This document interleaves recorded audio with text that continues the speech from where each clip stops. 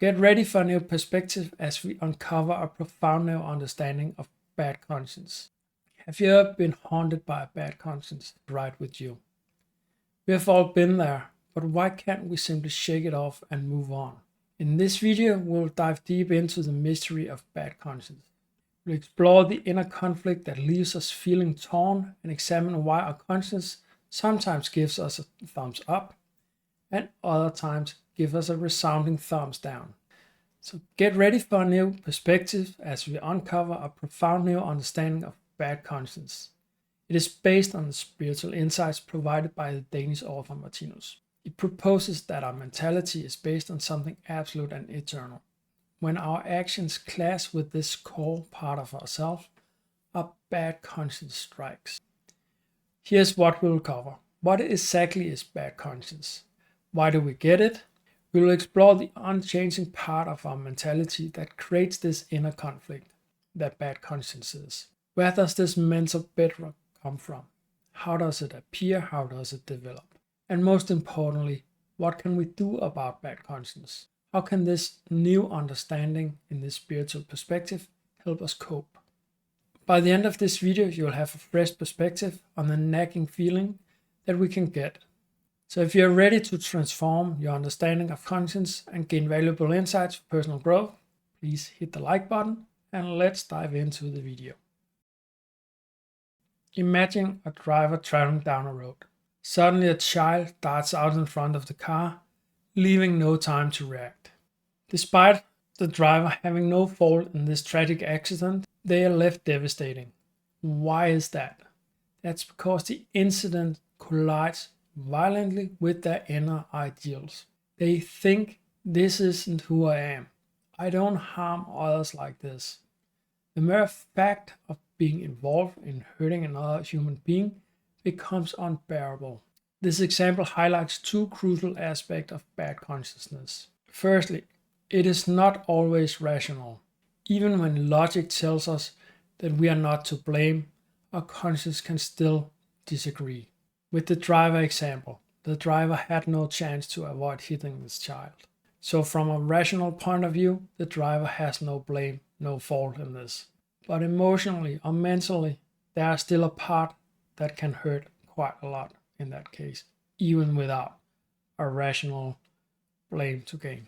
Secondly, bad consciousness can be surprisingly resilient, even when we know we are not at fault. We cannot simply talk ourselves out of it. At its core, bad conscience is a collusion between our actions, our involvement in events, and our eternal belief system about right and wrong. You can say it's a collision between what we actually do and our inner ideals.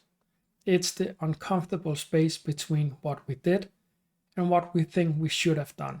That's what gives us bad conscience. But here's the million-dollar question. If bad conscience is so distressing, why can't we just change our convictions about what we should have done? Wouldn't that make bad conscience disappear? The answer to this question leads us to a fascinating insight about the nature of our conscience. So stay tuned as we dig deeper into this in the next section of this video, where I look into why we get bad conscience and what makes it so persistent. So why do we get a bad conscience? At its core, a bad conscience arises when our actions conflict with our inner convictions or ideals. But where do these inner ideals come from? To answer this, we need to delve into the realm of spiritual science. According to the spiritual thinker Martinus, our morals and ethics are constantly evolving. We can observe this ethical development by looking at what we are capable of doing to other living beings.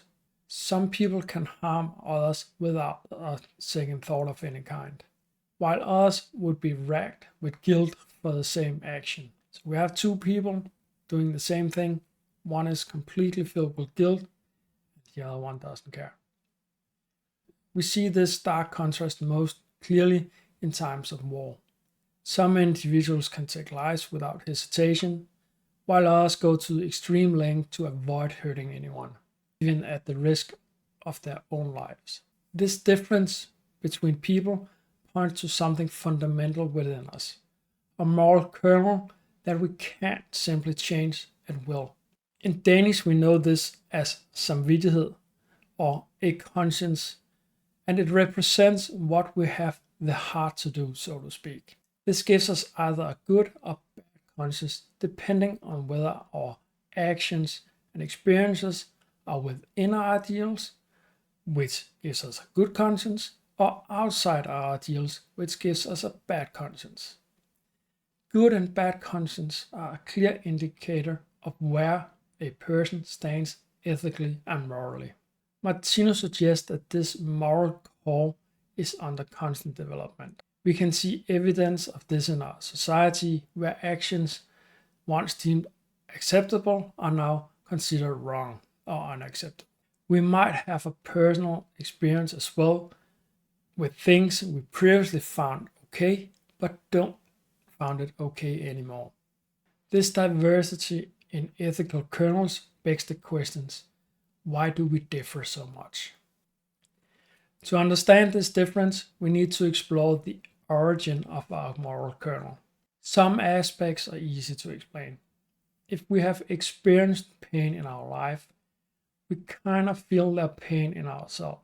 It pains us to see others in pain, kind of feel the pain in ourselves. So if we have been burned by something and we see someone else burning, we can actually kind of feel how they are feeling. So it pains us to see other in pains that we have experienced ourselves. And we naturally want to avoid this by not inflicting similar pain to others. We know this as empathy. We feel empathy because we can relate to their suffering. This empathy, born from our personal experiences, forms our internal moral compass. So the assertion here is that our conscience, or what we have the heart to do, is based on what we have experienced. So we all have different compasses because we have different experiences. When we meet someone who finds something is okay that we don't, or vice versa, it's all about differences in what we have experienced. That is the assertion here. That is what the spiritual science by Martinus is telling us. And you can go out in life and try to validate this. But what about the empathy we feel for situations we have never personally experienced? So this is where the spiritual perspective offers a fascinating explanation. Martinus bases his work on the idea that we are not just a physical being, but also spiritual beings. We come from a spiritual world before birth, the physical birth, and return to the spiritual world after a physical death. Moreover, we have lived many lives before this one, evolving from plants to animals and to the humans we are today.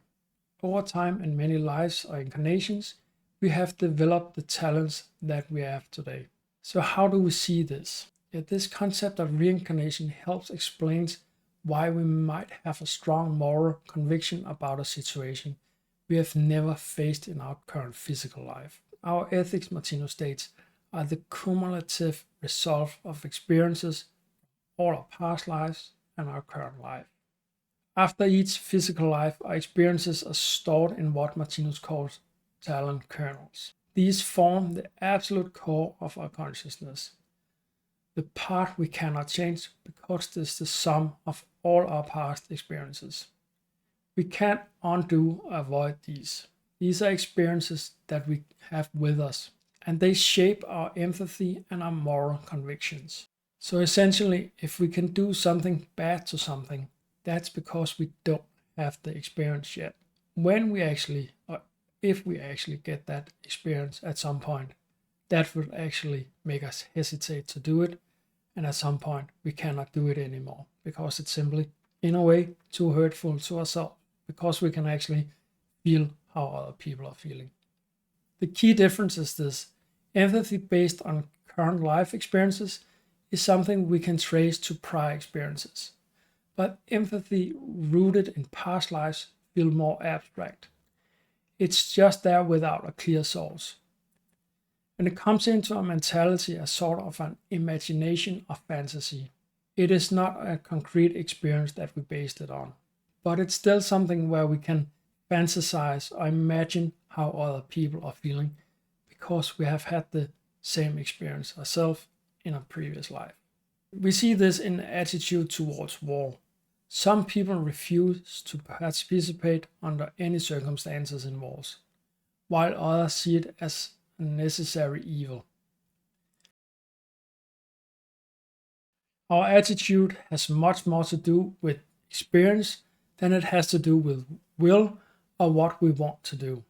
It is this absolute moral kernel that we have that to a large extent sets up our way of thinking about things. It is, after all the experience that we have with us. It is all the knowledge that we have. This is important to acknowledge when it comes to tolerating other people.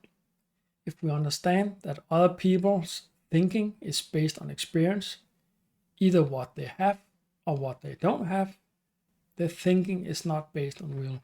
We have to come to the conclusion that going after people for having a certain view makes no sense. They cannot act on an experience that they don't have. That's really, really central in the work of Martinus, and I'll come back to that in future videos. I will say that this perspective on a moral compass offers a hopeful outlook. It suggests that as we collectively experience the horrors of war over many lifetimes, we will eventually reach a point where we can no longer bring ourselves to engage in a war. Our evolving consciousness will make war obsolete. It might be hard to believe that a peaceful existence is possible, but this view actually points in that direction. We just lack the experience, and we will get there. At the end of the day, peace is what people want. We start wars, not to have wars, but to achieve peace. At some point, we will understand that we don't stop wars by starting them, like we don't put out fires by starting fires. So what can we do about bad conscience, and where can this spiritual view lead us? If we have this unchangeable moral kernel based on experiences from multiple lifetimes, how can we deal with a bad conscience when it strikes? So first, let's consider some traditional approaches. We can try to make amends, we can apologize, and we can take steps to right the wrong if that's possible, and we can own our own actions, at least be aware that we have done something wrong. We can take responsibility, acknowledge what we have done, express genuine remorse, and commit to making a change. And we can focus on personal growth, can practice self-acceptance, trust in our ability to be better in the future, and we can use the experiences as a learning opportunity. That is pretty much standard procedure in some ways, and it's not that different from what we see in a normal life, and it's not that much a spiritual thing. These methods can definitely be helpful, but Martinus offers a unique suggestion. He points towards prayer. And now, before you dismiss this idea, let's explore it a little bit further. So Martinus tells us that there's a knowledge, or a science actually, about praying, as there are with many other things. He argues that not all prayers are equally effective. Some of them are actually completely non-effective. But prayers aimed at helping us will always work. But if it's truly helpful, and it is in accordance with the plan there for all of us, then it will actually work. Sometimes we have to go through things in life to get the experience that we need to develop and continue as living beings. These experiences can be rather rough, they can be unpleasant, and so forth, and we might not be able to get rid of them. And Martinus tells us that if we pray, we will actually get help mentally to go through these issues. Martinus claims that prayer works even for those who don't believe in it. So if you're a very scientific person and you need to see the proof, I have a little bit of that. He says, well, do it anyway. Maybe you cannot see it, but it's still working. So prayer is a way of mentally asking for help. This help will always come, according to Martinus. While it might not eliminate our struggles entirely, prayer can guide us through difficult times and help realign our mental state. And this also goes for bad conscience. I've left out quite a lot of details on prayer, but if you're intrigued by the concept, Martinus has a little book he called The Mystery of Prayer that offers a deeper dive into the subject of praying. Lastly, the very knowledge we explored in this video about the nature of bad conscience can be a powerful tool. Understanding that your bad conscience stems from a deeply rooted, spiritual, evolved part of yourself can help you gain some emotional distance from it. This perspective can allow you to view your feelings more objectively. You can understand what is going on, potentially making them easier to process and learn from. At least that's the idea here. And remember, a bad conscience, while uncomfortable, is a sign of your ethical development. Martinus also tells us that if we live in accordance with this inner kernel, then we won't have that many issues in our life. But bad conscience can occur when something happens to us that we are not in control of, like with the car example, or we get into something for whatever reason that is conflicting with our inner moral compass. Thank you for watching this video. I hope it has given you a fresh perspective on bad conscience, that there are other ways of looking at it. That inner conflict between our ideals, shaped by experiences from this life and beyond, and our actions in this life. We have only scratched the surface of this topic. The eternal kernel within us, based on a spiritual view of life, opens up an entirely new way of understanding ourselves and our experiences. Martinus' works delve much deeper into these concepts. If you're intrigued and want to explore more of these topics, please consider subscribing to this channel. Your subscription not only keeps you updated on what video that comes out, but also helps YouTube recommend this content to others who might benefit from it. I hope you might also be interested in reading some of the work by Martinus. You can find it on Martinus Institute's homepage. It's called martinus.dk, and all the readings are available, at least all the translated. And if you can Danish, Martinus is Danish, he wrote in Danish, you can get it all there. And if you found this video valuable, please give it a thumbs up, give it a like. Your like makes a big difference in helping this channel grow, basically. It makes more people find the videos. And if you got any questions or thoughts, I love to hear them. Drop a comment below and I'll be happy to continue this conversation. So thank you again for your time and attention. See you next time.